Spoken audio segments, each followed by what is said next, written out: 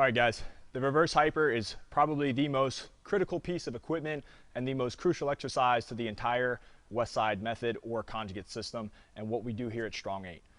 One of the major benefits to the reverse hyper is that it's going to provide spinal decompression, specifically decompression in the lumbar spine, which is where we're going to take a lot of the compression and the impacting forces from jumping and from squatting and the torquing forces from deadlifting, and especially in baseball and softball, the rotational torques that are happening between the lumbar and the T-spine.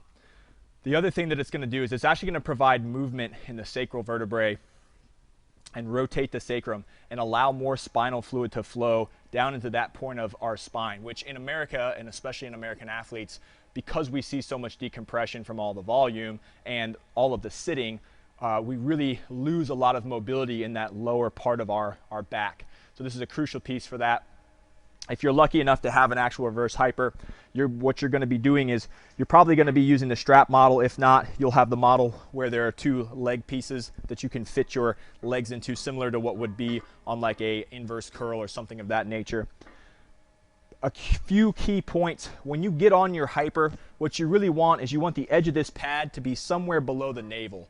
You just want to be right kind of like below that navel line, enough so that you could feel like your hips were going to kind of tilt off the edge of the actual machine itself. When you're mounting, you want to make sure that you mount up on the hyper so that your body is centered on the pad. Okay? And when you get up there, you're going to want to provide a nice brace in your stomach. So similar to how you would actually brace your abs and you kind of pack into a belt for a squat or a deadlift, you're going to want to keep that the entire time. Once you get on the hyper, you're going to want to grab handles that are comfortable. If you really want a lot of decompression, you're going to reach on the far handles.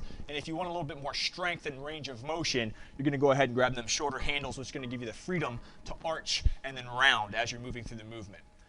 The key with the reverse hyper is not to let the pendulum swing and do all of the movement.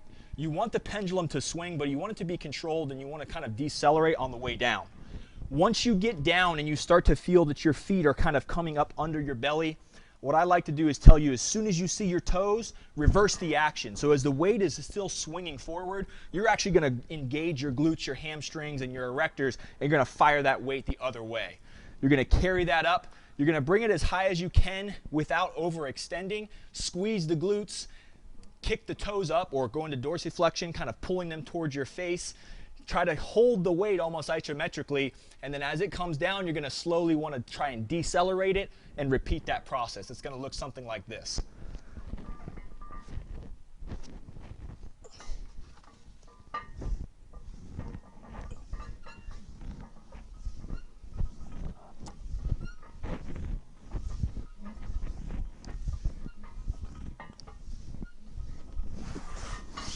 Now, one of the keys here, you can see as I would kick the weight up, you could see my chest elevate and I kind of almost look to the ceiling. What I'm doing there is I'm trying to get extension through my entire upper back into my lower back, and then when I let the weight come down, I'm going to almost round and pull myself forward as the weight is pulling down on my lower half. It's going to decompress all my vertebrae. A lot of times you'll even feel light popping, similar to what you do if you were going to pop your back or go to a chiropractor. It'd be very, very therapeutic. You will feel some loss of breath because you are being pulled down into the pad. That's why it's so important that you brace those abs super hard and decelerate the weight to slow it down for a few reps before you hop off so that it doesn't bang your shins or catch your foot or hurt your knee. And that's a reverse hyper.